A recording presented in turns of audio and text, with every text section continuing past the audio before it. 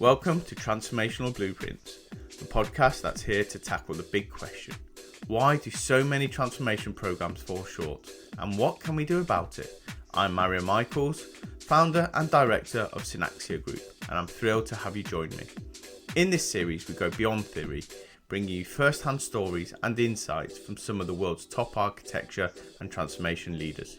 It's all about sharing real-world lessons, sparking fresh ideas, and giving back to the architecture community. So whether you're looking to learn, be inspired, or stay ahead of the curve, grab your coffee, settle in, and let's dive in together.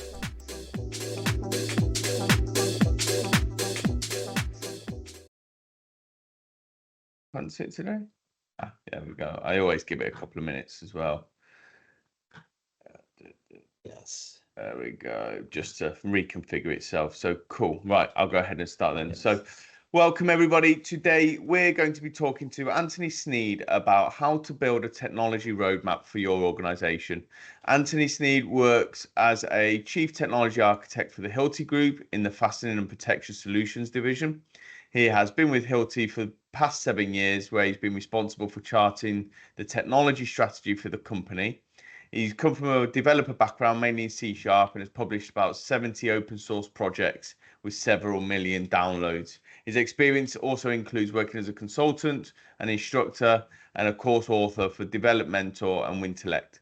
Resides in Dallas, Texas, and has given us his time today to tell us about the wonderful world of technology architecture. So, Tony, firstly, thanks very much for joining. If we could just start off with a bit of background about yourself and how you got to where you are now. Yes, thank you. Thank you, Mario, for inviting me. Pleasure to be on your show. Thank you for inviting me. Yes, I've been in tech for a good 30 years now. So it's been quite a journey over the years. And as you mentioned in the introduction, I started out as a software developer in C++ and C#, coming out of university, and moved into, cultivated that career for quite some time, worked for companies such as the Walt Disney Company in Burbank, California, where I grew up there in Southern California. And then I gradually, and I did several things. I published articles, I spoke at conferences and things of that sort, became a thought leader, started a blog, and then eventually moved into consulting, being self-employed for a while, consulting for companies large and small, mainly on solution architecture, and then came on to Hilti about several years ago as a solution architect at Hilti. I have been responsible for various applications that we write ourselves, right? Yep. And so in the area of solution architecture, we have one application which drives a lot of our business. About 1 billion Swiss francs annually gets pulled into the company through this application. It's called Process Engineering, and it involves about 150 developers and several teams, and it's really our bread and butter. And like many applications, it quickly becomes outdated as it needs to scale and grow and accommodate increased demand and additional features. And it experienced some issues regarding performance, scalability. So I came in there to solve those problems and to help really modernize that application and make it fit for future. And then I moved over to the company's what we call Hilti Construction Platform, which encompasses another several areas of business for us, such as support systems, fire protection, what we call engineering judgments, and those kinds of things. And that serves as a platform for several applications. So it's going from a specific application that included a lot of functionality on its own to something that really acted as an integrator across multiple applications. And that was an interesting project because it started out really mainly being driven by vendors, and it didn't really have very good architectural design, and it started running into problems. It was basically what we call someone's first microservices project, and they made all the mistakes you would expect to be made when you have one of those things for the first time. So I went in to correct that. We decided to do a rebuild and experienced a real success there in enabling that application to scale and handle the demand and handle the functionality it needed needed to in a sustainable way. And then so once I've had that experience, then I was asked to move into leadership. And this is when Yeah. I was promoted to the chief technology architect role at the company. Because really, like many companies, when we have different teams and different Yeah. departments, those tend to become siloed over Yeah. time. And there isn't really a unifying strategy across all of those teams. And so some teams might be going in one direction and another team might be going in a Yeah. completely opposite direction. And it really is haphazard and chaotic at worst. And at best, it just doesn't really give the return on investment that we expect from our technology. So I was hired, promoted rather, into that role to provide and to organize a long-term strategy, a technology roadmap for the company. And in this role, I take the first of all, I take the pulse, you might say, of the various teams, find out what is the technology stacks that they're currently using, and then come up with a process and a strategy for building out that technology roadmap. Okay. And thanks for the great detail there, by the way. I know who Hilti are, but there might be some listeners that, even though, huge multi-billion or global organization, might not have seen the black logo, black and red and white logo. So tell us a bit about what Hilti do, the size and scale, and then that might help put the rest of the conversation into a bit of context. Yes, absolutely. When I first came to Hilti several years ago, I had no idea that the Yeah. company existed. And Yeah. mainly because I'm into software technology, and Yeah. Hilti is really a leader in commercial construction hardware. And so it's a European country. It's centered in Liechtenstein, a Yeah. tiny country sitting Yeah. right next to Switzerland, a beautiful country.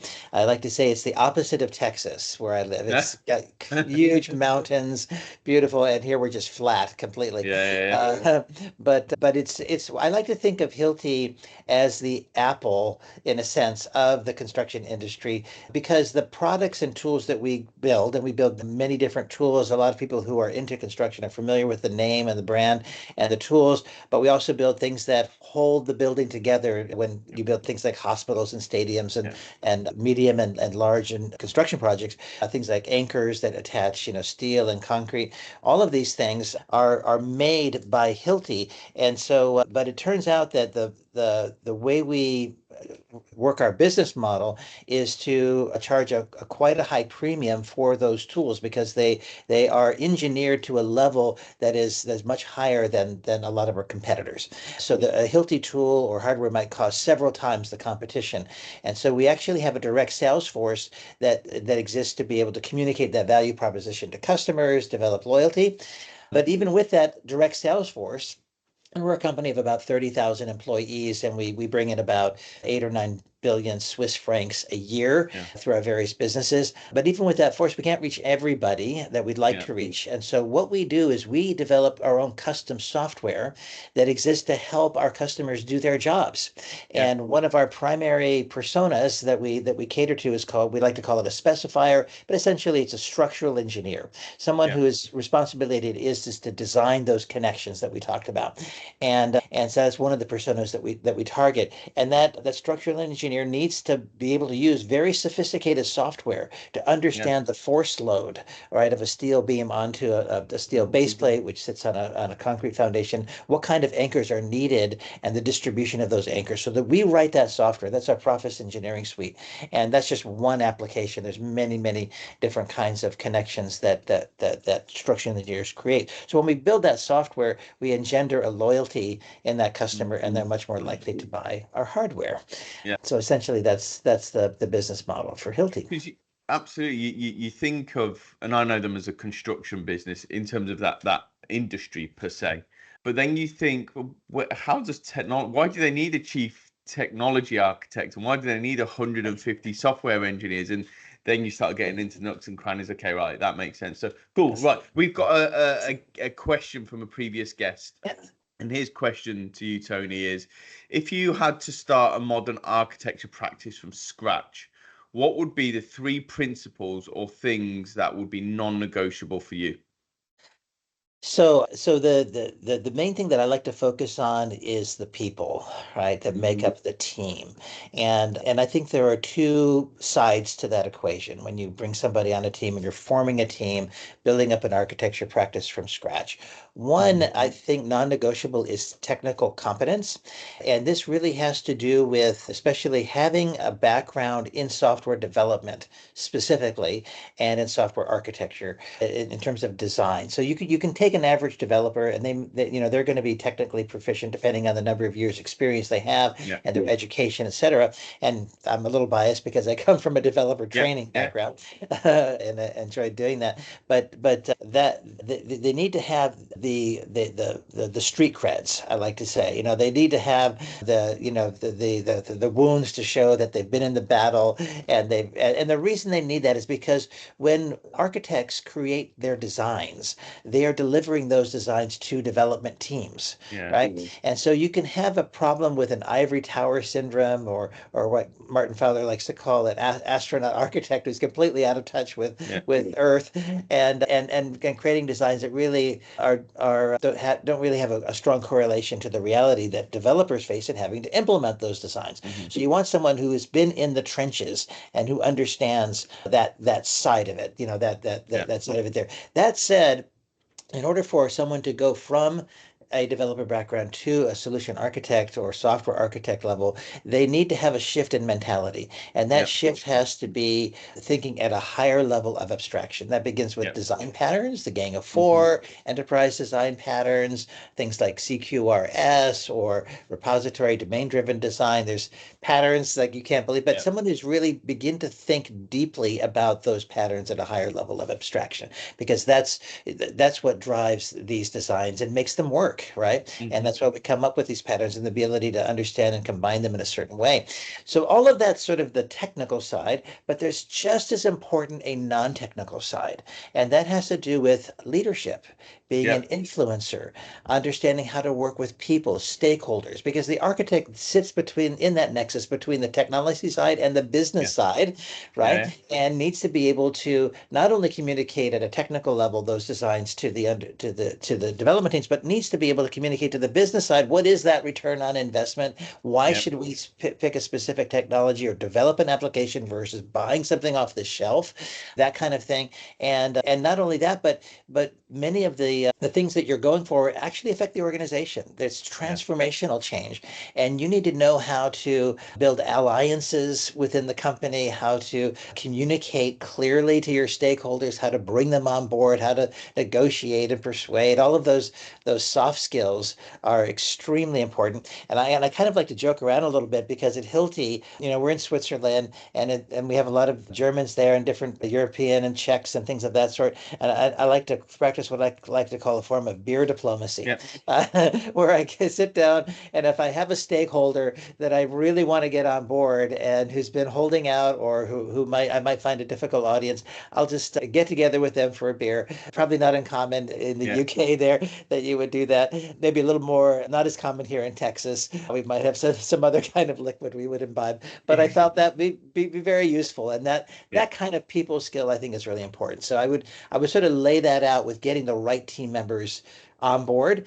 And Yeah. then after that, I would really look at being intentional about training and that team and getting them to work Yeah. as a unit. It's one thing to work Yeah. as individually, it's another thing to work as a team. And one of the things I'll quickly mention is that here at Hilti, we're starting something called Architect Academy. And this is where we have a year-long training program for people wanting to become architects. Maybe they're newly hired architects as well. And that way we get sort of a baseline where we can level set everyone in terms of skill. We Yeah. can fill up some of those gaps because not everybody comes with the same Yeah. level of skill, and they have maybe different areas of expertise. So we like to do that, and that helps to move the team forward and do that. And then you want to look at also the composition of the roles that you have on your Yeah. architecture practice. So you want to be looking at things like data architecture. You want to be looking at things like systems integration architecture, of course, application architecture as well. So all the various flavors, enterprise architecture is another one Hmm. that you have. And then you want to look at the relationship of that team with the other architectural functions in the company. Like at Hilti, Right. we have global architecture function that goes across all the business units. And we have an enterprise architecture, we have security. So you want to understand the relationship between those departments and your team and be able to all move in sync together.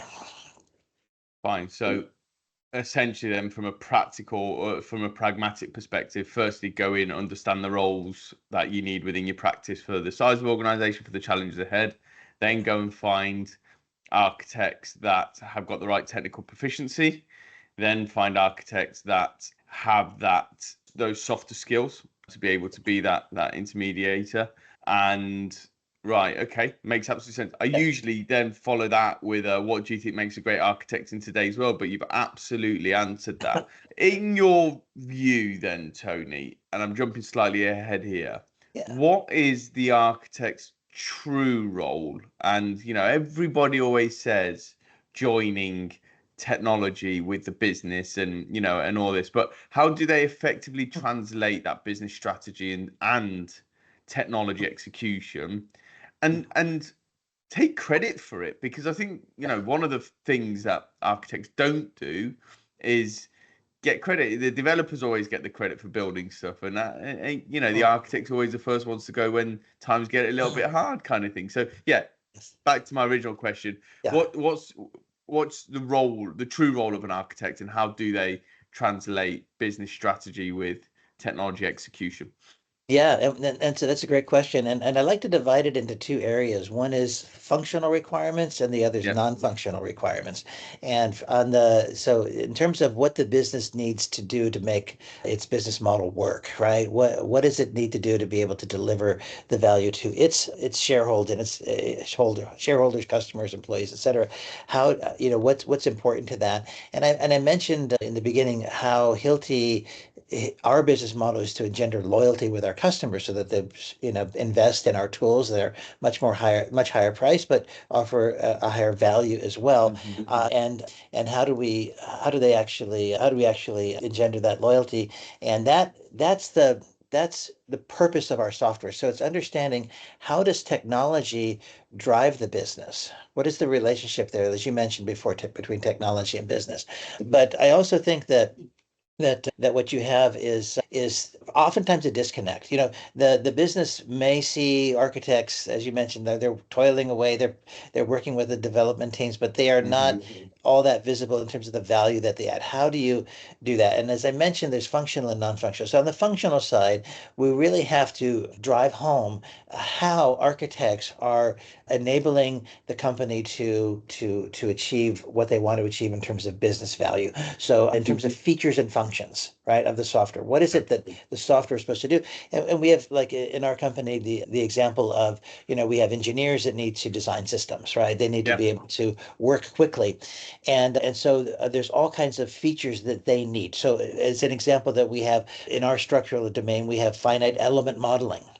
Yeah. Right. And so this understanding the force distribution, and so we have things of that sort, and we want to be able to add features to our products, to our software products that enable the users to do their job more easily. That's also these days going into more automation, right? More AI related functions, more natural language processing, more agentic AI, for example. And so we want our software to be able to suggest designs to our users that might fit their requirements and cut down the amount of time they need to spend.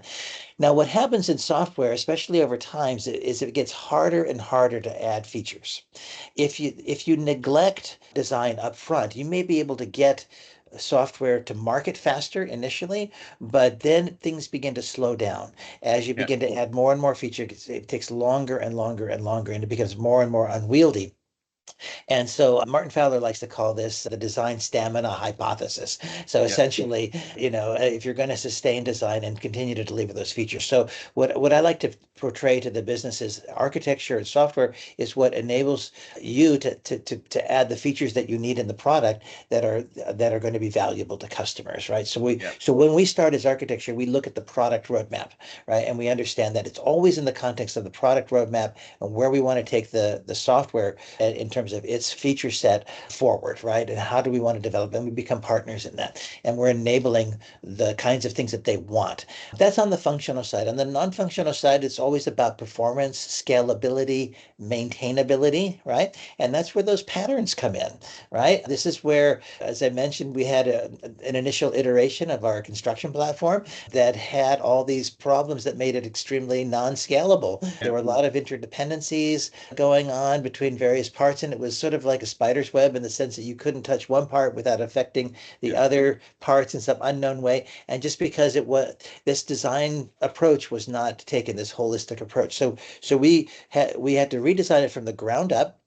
And that was quite a sell to the business, by the way, to say you need to invest X millions of dollars or francs to in this project. But we really made a compelling case that if we were going to have a sustainable platform and other things built on it, we needed to design it right from the beginning. And you always make that decision. Do we go back and strangle off certain parts of it and then gradually move it over, or do you do it all from scratch? And most of the time you choose the strangler pattern, but there are some times when it's going to be a better, more efficient route to say, okay, let's do a rebuild in this case, and it made sense for this particular product. So that's essentially how I would answer those questions. And there's a bit of trepidation between sort of software engineers moving into an architect role, and from a person that speaks to a lot of talent in that space, I think a lot of the time it's because the engineer at the time thinks differently of architecture as to what it is. So, for example, a lot of software engineers get to senior principal level and they think, I don't want to go down the leadership route, but I want to make good, solid decisions around the technology. So I'm going to go become a software architect so I can decide what technology the business wants. That's great logic, but that doesn't necessarily mean they're right for the role. So you've mentioned what you look for when you're building a practice from scratch. If someone's going to, technical proficiency and whether they've got the right thing, personality traits and so on. But if someone is a software engineer now, how can they assess themselves before stepping into that architecture role? How can they figure out whether they're right for that architecture role or not? That's a great question. And it's interesting for me personally because that's the journey that I took was from developer to architect and now to chief architecture and leadership. And I've also had a tremendous amount of experience interviewing candidates as well as building teams. I've had the pleasure of doing that dozens of times and understanding really, really what to look for and whether that's right. And you're right, you get to a certain point in your career on the technical side as a developer where oftentimes in organizations you're given a choice to make, right? Is it management and in which you're gonna change from what you were doing before rather radically, or architecture is an option as well. But not everybody who gets to that point in their careers should go the architecture route. And the thing that I like to think about is the people side of that as well. So it's not just the technical skills, but it's the ability to communicate. And on the technical side, yes, you want to, I would say to somebody, if you're considering architecture, start to dig into design patterns and understand how they're applied. Look at reference architectures that are out there. One of the things that I've done as well in the open source communities, I guess this will be a sort of a shameless plug, but I built an open source framework for event-driven architecture. It's called event-driven.net, and it helps developers, provide some libraries and reference architecture, things that you can look at to say, okay, this is how you would take a typical application, make it microservice based and event-driven architecture.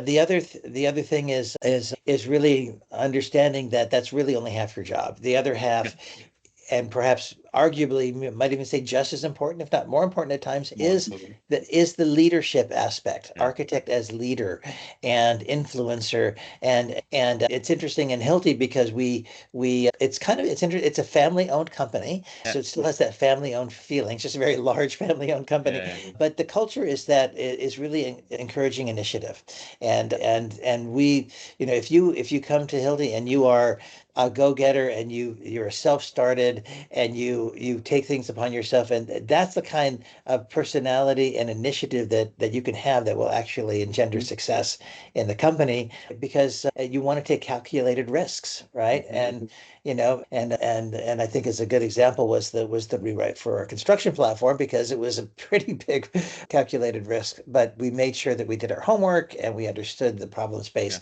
and we understood what we were getting into.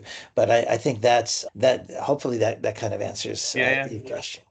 Absolutely. And from a leader's perspective, how do you spot and cultivate that talent when well, firstly, how do you spot the potential for a good architect? And then how do you then cultivate that, even if that person doesn't know that they'd make a good architect? Oh, great question. Yeah, I think one of the things I look for is someone who loves to learn, first of all. Yeah. Someone who is just loves to learn. And I like to give the example, like when I would go on a vacation earlier in my career to Mexico, I would bring a book with me, and I Yeah. brought Jeffrey Richter's CLR VSC Sharp book, and it was too big to carry, so I like broke it in half and took the half. That was the kind of passion that I had with respect to learning. And so if you see in somebody that insatiable curiosity and Yeah. that desire to learn and pick things up, that's something that tells me that they are more likely to be successful in the field. As you know, things change constantly. And then the second thing would be to someone who wants to learn at depth as well, not just superficially. And one of the things that we look for is the folks that want to know why. Yeah. Why if I have a bug, why is it? It's not enough just simply to correct the bug by Mhm. well, before we used to copy and paste from Stack Overflow. Now we would Yeah. just ask Chat GPT. But Yeah. but to understand the underlying, and to take the time to do the homework that's required to understand at a deeper level how things work, and then that translates very well to systems, to Okay. understand how the different components work together and how you can design it in a way that is going to sustain, spikes in demand, and that it's going to be able to perform under stress. And if it's going to be maintainable, you're going to be able to add new Yeah. functions into it, and without slowing down. So those kinds of things. And then the other thing that we do here is we look at, really how do things fit strategically. It's Mhm. that long term, it's that strategic thinking. And I'll give you one other little piece of information. One of the things that we did, which was rather radical at the time, was to initiate an in-housing strategy. So when I first came to Hilti, most of our developers were Offshore. third-party companies, Yeah. that vendors that we used. And the thought was, well, okay, they're less expensive, we use nearshoring approaches as well as offshoring and different things.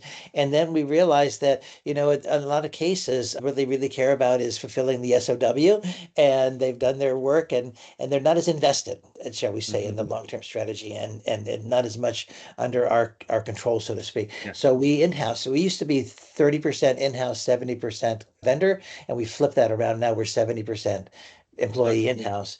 And one of the reasons we did that was for strategic alignment. So Okay. you want to have a clear strategy, you want to have a vision. That's where chief architecture comes in, and communicate that. And then you want to have, you want to make sure that folks are aligned in practically what you Mhm. do with that Yeah. strategy. Okay. You've Yeah. given some really good practical insights into assessing and with the Architecture Academy, cultivating that talent. In your experience, what differentiates good from great? Good from great. You know, I always go back to the desire to go beyond what is just required, Yeah. and I think that's pretty general, but I think you can take it in, and I'll give you a couple of good examples. Like in our, most companies today are distributed, right? So in one form or another, Hilti is a global company. There's Yeah. offices all over the world. We're constantly here in Texas, getting up Mhm. early for our Yeah. folks in Asia and India or over in Europe. And but what I found is that it's important to really establish connection and trust, to build trust in those stakeholders and in those team Yeah. members. And the only way you can do that is by showing up. So for me, something as simple as showing your camera, Yeah. getting cleaned up enough to be able to do that, and then being engaged, and doing that consistently over time. That's where I've seen a difference between good and great. The great ones are the ones that really have a passion about those kinds of things and excel as a result of doing that, and who know how to do that. The second thing would be, I think, courage would be another one. I mentioned Yeah. before risk taking. So really, it has to do with having the courage to lead, really. And leadership does take courage. And another, like, maybe a little bit smaller example of this is that we wanted to, what we did with the construction platform, we're realizing we have to modernize our other applications. Hmm. So I took a trip to Poland.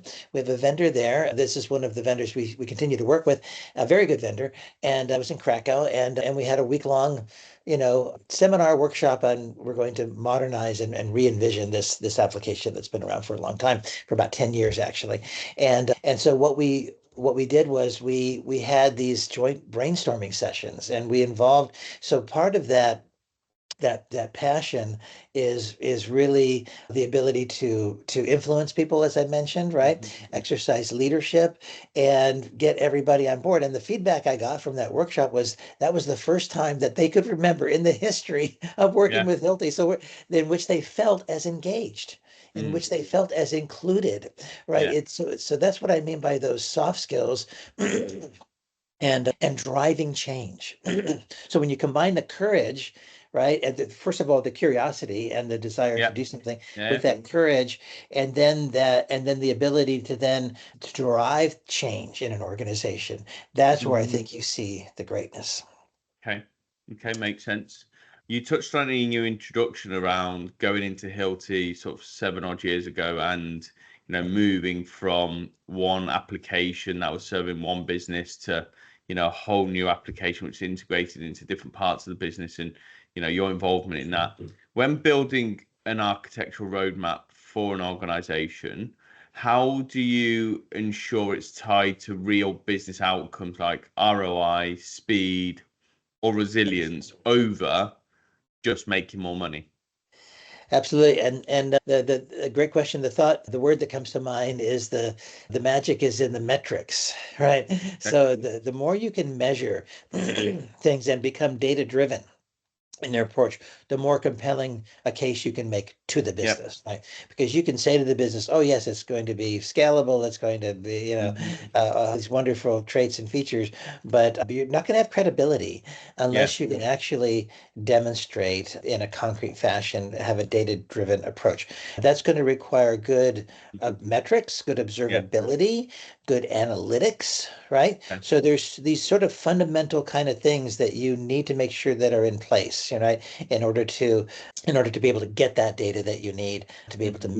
make the case. So we do a lot in the area of load testing and performance testing and understanding the stresses that are placed on a system at different times and seeing how it responds and reacts, and then observability is key to what we do, using things like open telemetry or Yeah. distributed tracing and things of that sort. So we make sure that we do our homework, so to speak, Yeah. in that area, and then when I communicate that to the business, I can say, okay, concretely, this is the data that supports. We also do a lot in terms of customer satisfaction. So we use our NPS scores. And Mhm. pay really close attention to those, and we understand feedback from the customer. We know, and we also do it a lot in terms of user analytics. So Yep. we know what features the users are using, what they're not using. We do more and more now in the day in terms of A/B testing, canary Hmm. deployments with feature flags, and the way the software has to be designed today requires a lot more agility, and Yeah. it's a lot more along the lines of continual delivery, that thing where you can actually rely more and more on automation to go Hmm. all the way to production with more frequency, right? And some of it's and in that journey, it's really interesting. Just as an aside, just what we've run into, because we've for our platform, we've settled on a bi-weekly cadence of releases, Yep. right? So every sprint, we have a new release, and we got a bit of pushback from the applications that are built on the platform. Why? Because they didn't have the QA automated sufficiently to be able to handle the new Yeah. releases and to be able to test everything. And so when you start to do more and more in the area of continual delivery, you begin to see where the Yeah. lapses are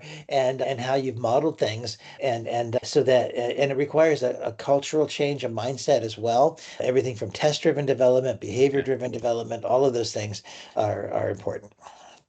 And on that then, how do you build a process around tech acquisition, evaluation, Yeah. and upgrade? You mentioned it briefly there, rather than just constantly reacting to change. It's Yeah. how do you build a process to get in front of things rather than constantly looking behind you and firefighting?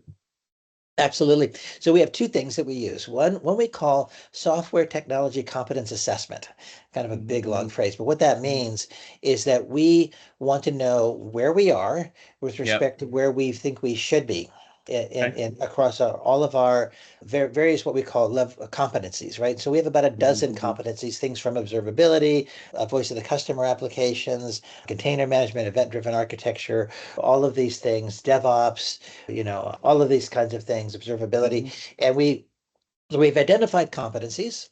That's the first thing. What are the things that we think we need to excel at? Then we understand what is the target? What are we measuring ourselves against? Whether it's our competitors, whether comparables. We've discovered that or realized that we don't really have insight into the internal software used by our competitors. So what's the best yardstick? And we've settled on industry best practices, right? So Okay. we've done research, we've read numerous articles, and we've compiled a compendium, a bibliography, if you will, of best practices along for each one of these competencies.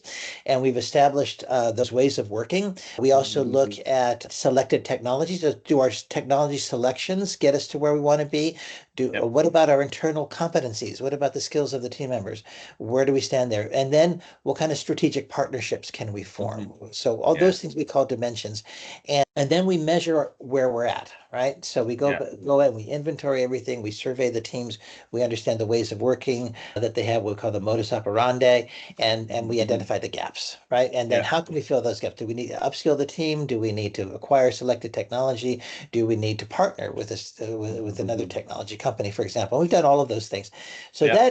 that essentially helps us to formulate that technology roadmap. We understand where we want to go. We understand the kind of technologies that we need to get us there, how we Yeah. need to employ all of those things. Second piece of that is governance, right? So what so because the actual reality of acquiring software and developing software that may or may not align with our strategy. So how do you ensure that what we actually do aligns with where we want to be and what we want to be Yeah. doing? And for that, we have a process we call technology lifecycle management. Okay. And this is a process that we've created that involves all the stakeholders, the product roadmap from the marketing side, as well as the technology architecture side, and the other stakeholders to understand, what are the technology, what's our existing tech stack, and then how do we evolve that forward, and are our technology investments strategically aligned? So Okay. when we do this, and we use the safe agile Yep. framework, you're familiar with, and we have program increments. Well, our program increments are rather long. We Yeah. had Yeah. 4-month program increments and probably longer than they need to be. We've tried to shorten those, but essentially we make sure that at least at that cadence, and we have that length because it Yeah. aligns with our rolling budget forecast. So we make sure that at least at those cadences, so like 3 times a year at a minimum, we look at our tech stack and we look at what are the things that we want to adopt. Yep. What are the things that we need to maintain, the upgrades, the things of that sort? And when we say adopt, that could be buy, it could be build. We favor buying over building whenever possible. But then, and then how do we retire technologies? There's these technologies Yeah. that are around that have been around for years and become more and more expensive to maintain because there's fewer Yeah. people that know how to do it. Yeah. So Yeah. we look at all of that and we have a process around that. And then we have a steering board that accepts the recommendations or Yeah. not and approves of the budget requests as well. So we have that governance model as well. Okay.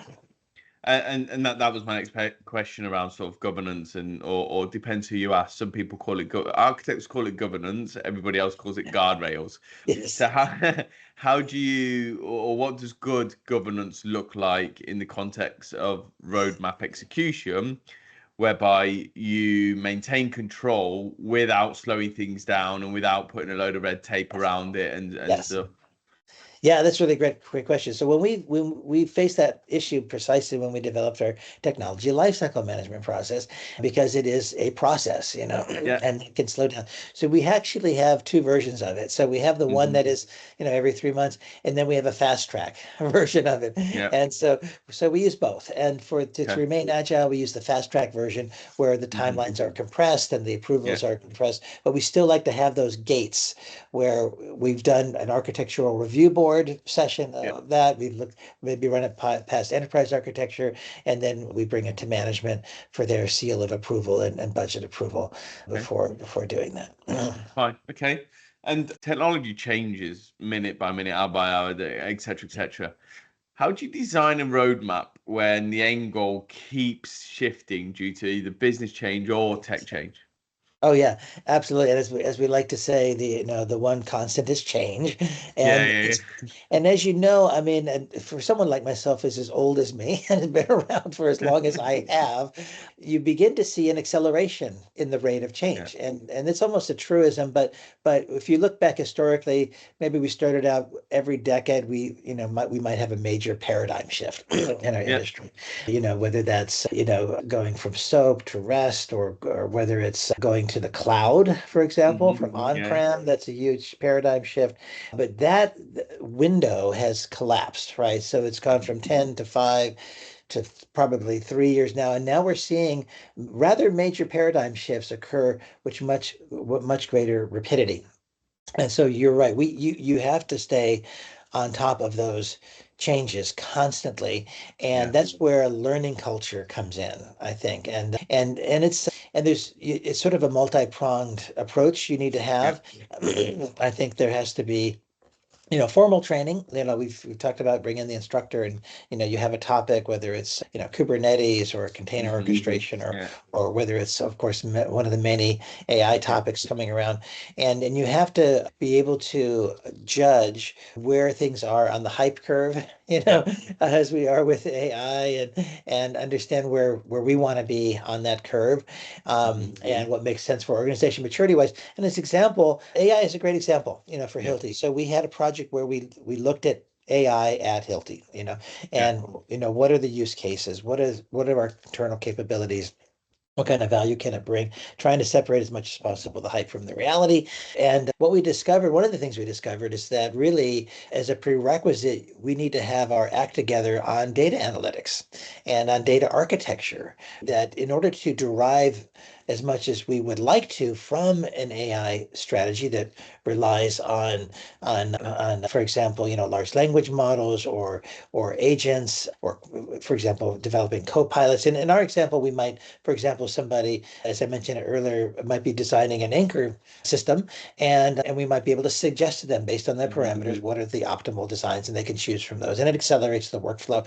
But we need to make sure that we have a very good data architecture underlying that. Yep. So sort of crawl before you walk, and run. Yeah.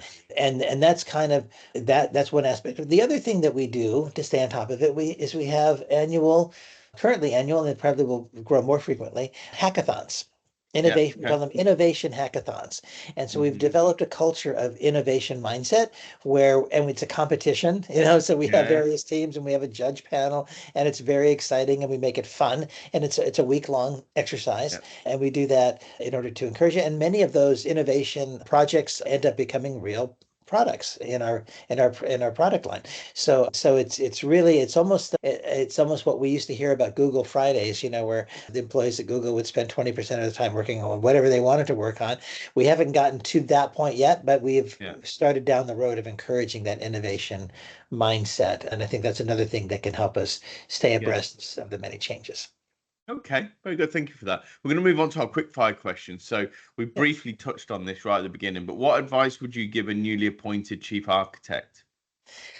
Yes, one of the important things that the words that comes to mind is to be a good listener.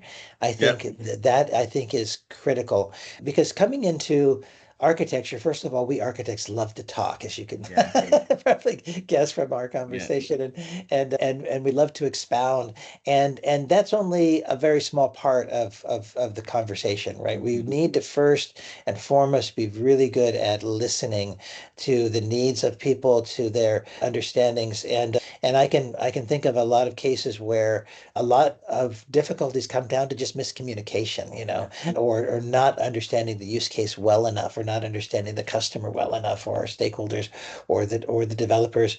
So I would say that would be one thing. The second would be take the time to gain more depth of understanding. The issue that we have as a chief architect is the breadth of the field that we have to deal with, right? It is so broad. There are so many technology columns that we have to deal with, competencies across the board, especially in an organization such as ours, where we in our business unit alone, which is fastening protection, and there are other business units, Hmm. we have about 40 different applications, and we have Yeah. four major segments, and we have multiple teams and hundreds of people working on those things in various capacities.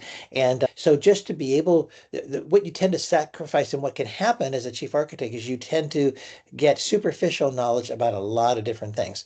Yeah. So that's one thing. The second thing I think is the importance of leadership and delegation, right? Because you Mm. can't do it all yourself.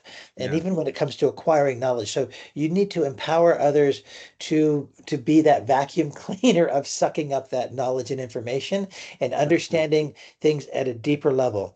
And as a chief architect, I do need to sometimes go into an area and go at a deeper level and get out my even some of my tools and be Mm. able to do a little proof of concept or something on my own, just to be able Yeah. to understand things at a deeper level, because it's easy to get it wrong if you just have a superficial understanding Yeah. of things. So but you can't do it all yourself. So it's always that balancing act, and where I think that it's where it becomes critically important to have this learning culture in the company, and you're empowering others to acquire that knowledge and the depth of knowledge and the expertise, Hmm. and incorporating that learning culture into the company. Okay. And if you could sit down in a bar with your CIO or CTO having a beer in Texas, and you had one question you could ask, and you got an honest answer, no politics, no corporate, an honest answer, what would that question be? Okay, so I would say my question would be, how do you successfully navigate the politics in a company Okay. to achieve your objectives and goals? I Okay. think that's the key, because that seems to be one of the things that constantly keeps me on my toes, is to Hmm. understand, okay, yes, it's not simply a technical conversation, right? Yeah. But it's really a lot of times about, okay, this person has a particular area that they're good at. A real good example is that we are looking at a strategic partnership with a company to help us on our DevOps side, right? And Hmm. our product operations with managed orchestration and things like that. But at the team level, there was some resistance there with Yeah. respect to just feeling like, oh, is my job at risk? Yeah. Yeah. That kind of thing. And how do you get those people on board? How do you Hmm. encourage them to understand that, no, this is not going to take away your job. This is going to give you some more tools to be able to do your Yeah. job better, Hmm. and get you out of the mundane tasks Yeah. of Kubernetes upgrades. You can, and so, but it's understanding that piece of it. And then all the way up to leadership and management. How do you, I've had interesting experiences this year. In fact, it's sort of been interesting for me because I've had a chance to present our strategy to both our executive board and our board of directors at Hmm. Hilti at the company level. This is even beyond our own little business unit that we Yeah. have. And so it turns out we have two governing boards.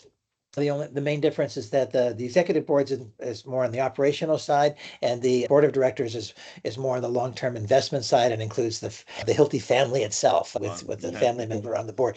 And those are somewhat similar audiences, and so I guess that would be my other question, to share their experience being able to convey technical topics to a non-technical audience. That's always a Yeah. challenge, and how do you strike that balance? How do you get the Yeah. right flight level so that they understand what you're saying and can lend their support? Brilliant. And what's the biggest change you expect to see in the market over the next 5 years, purely from a talent perspective? Yes, I think it's understanding how people can use the new productivity tools that we have available effectively. Everyone talks about, okay, AI is an inevitable, wave that's coming in our direction, and you're going to have people who either use it or don't use it. How do you effectively use that in an organization and both personally, in terms of, the things that I need to do on a day-to-day basis, whether it's in the budget category or presentations or research, there's vast sums of information. How can I use AI to collect and distill and catalog that better for me personally so that I can again stay on top of things and use it effectively, of course, without the Yeah. hallucinations. And then how can we leverage that in a way that brings about transformation, Hmm. right? In a way that's going to allow us to get the best return on that investment, Yeah. if you might say, and knowing how to navigate that. It's a huge issue. Okay. At the beginning, I asked you a question from our previous guest. Tony, what's your question for the next guest? Oh yes. So the question for the next guest would really be, and the next guest what kind of role or area would they It'd be in? be a chief architect of some sort. Yeah, Yes. yeah. So, Okay. So exactly. So at this level, I think my question would be, you know, how do what kind of techniques do you use in formulating your technology roadmap? I would be interested in sort of understanding from their perspective how they are able to, formulate a vision, yeah, for the company and be able to get people to buy into that vision and understand, how to execute yeah. on that vision. So that's really the trick because at our level, it really a lot of it depends on vision, having a Okay. vision for the future, understanding where you go and getting people on board to go, and then probably a corollary of that is how do you course correct. Yeah. That's so it's one thing to set the direction, it's another thing to be able to then adjust and Yeah. change direction when needed. So Fine. Okay. Brilliant. Well, look, sadly, Tony, we've run out of time. Thank you so yes, much for an excellent podcast episode. It's been really interesting chatting with you about, well, in detail around how to sort of build and set out that technology roadmap for an organization. So once again, thank you for your time and an excellent podcast episode. thank you so much, Mario. Pleasure to be here.